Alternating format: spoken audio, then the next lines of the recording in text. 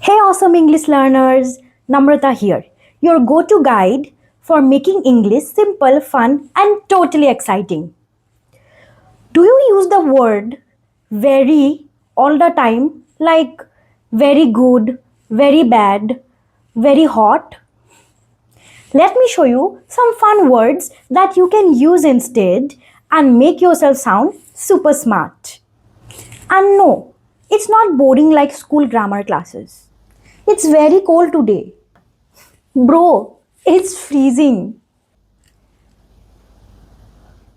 Let's begin. Very tired. Exhausted. Example, I walked for 5 minutes and I am already exhausted. Very hungry. Starving. I didn't have my breakfast today and I'm starving. Very happy. Thrilled. Example, my mom said there is pizza for dinner. I'm thrilled. Very scared. Terrified. Let me give you an example. I am terrified because I got my result today and my dad is going to check my report card. Very cold, freezing. Example, it's freezing outside or it's freezing out there.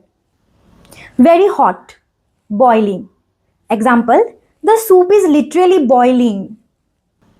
Very funny, hilarious. Example, I was watching meme videos at 2 am. They were hilarious. Next word, very angry, furious. Now imagine this, your sibling ate your chocolate without asking you. Won't you be furious? I know I would be. Very big. Don't say that. Instead say huge. Example, your house is huge or you have a huge house. Very small, tiny. Example, the baby held a tiny flower in her hand. Isn't it cute? That was it. Easy, right? Now you try. Comment any sentence using one of these words. But remember, don't use very at all. If you like this fun lesson, hit like, subscribe. Bye bye. See you in the next video.